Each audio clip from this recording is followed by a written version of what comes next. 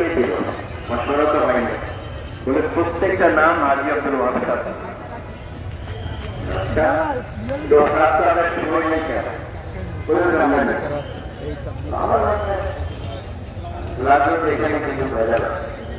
আমি বললাম যে না ভাই আমরা এখন করবো না, আমরা এখানে 4 জন আছি, আমাদের দেশে আরো 4 জন পুরো আছে, আপনারা কাগজটা দেন, আমরা গিয়ে পরামর্শ করে তারপরে আমরা সই করবো। না আমার জোগাড় করলে না আমার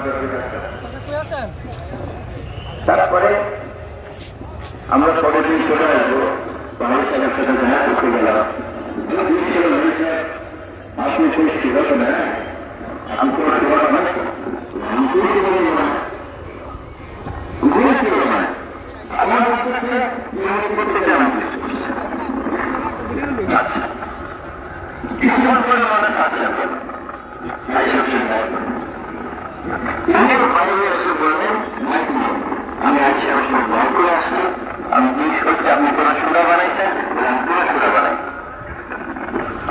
এই জন্যে কাজ যেমন চলতেছে এরকমই চলবে। আলমী সুরার কোনো দরকার নাই। হ্যাঁ আমাদের মাশওয়ারা হলো আলমী, পোস্ট বানাইতে হবে না। আমরা চলে আসলাম। কিছুদিন পরে আমাদের 5 দিনের জোর ছিল, ওখানে মহেশগঞ্জ জেলা সব আসলেন, সব আসলেন। এখান থেকে একটা ছোট চিঠি আছে, এগুলো সব নাম কিন্তু আমাদের সম্মান এরকম চূড়া করছে। এখন থেকে কাজ নিজেদের মাথায় হাতে চলবে। হাজি সাহেবের নামও আছে, সাদ সাহেবের নাম আছে, সবের নাম।